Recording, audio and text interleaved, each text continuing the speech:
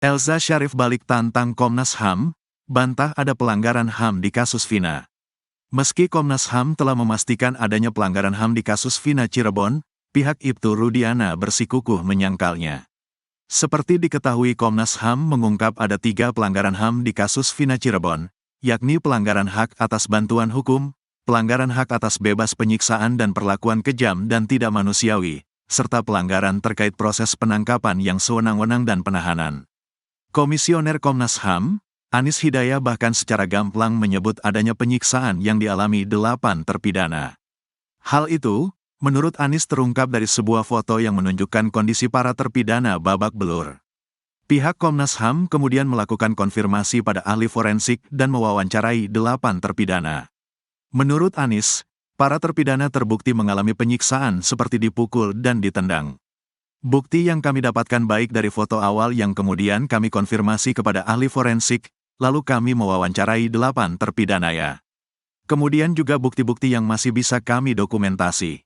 Bekas-bekas penyiksaan itu antara lain diduga mereka mengalami penyiksaan secara fisik, ditendang, dipukul dengan sepatu, ujar Anis, dikutip dari tayangan Telusur Tiffen.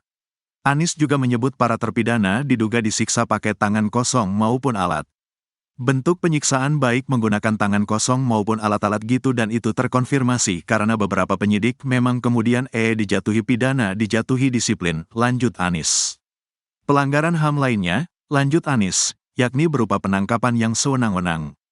Bentuk pelanggaran HAM yang kedua adalah kami menemukan adanya pelanggaran dalam hal penangkapan secara sewenang-wenang pada tahun 2016, ujar Anis.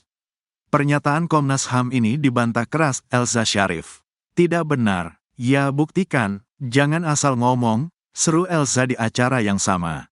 Elza beralasan para terpidana itu hanya 31 jam berada di Polres Cirebon Kota, kemudian dikirim ke Polda Jabar. Yang nyiksa Polres Cirebon atau Polda Jabar. Kalau di Cirebon, cuma 31 jam, kata Elza.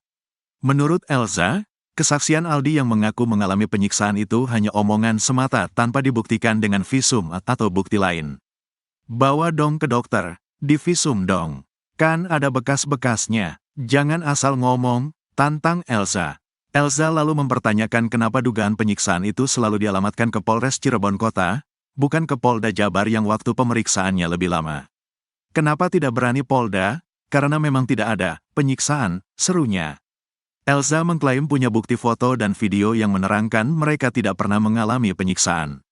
Foto yang diklaim terpidana adanya penyiksaan itu hanya rekayasa. Foto panda itu di-create, dibakarlah rambutnya. Ternyata saya baru tahu. Oleh tahanan, terpidana, dikasih balsem, karena itu tradisi, karena dia pemerkosa.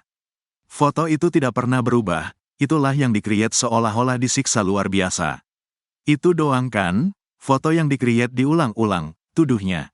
Terkait Sudirman yang mengaku ditembak peluru karet, Elza pun menyangkalnya. Menurutnya, kepolisian tidak pernah punya senjata angin, kecuali senjata api. Banyak fitnah yang beredar, banyak yang bilang Aris Papua, padahal dia tidak pernah berfungsi di Cirebon Kota, sampai detik ini. Anwar, polisi, itu dipleret, tidak pernah. Gugun, hanya pembantu, dan sudah ada penyerahan dari narkoba ke Propam. Selesai, tugasnya,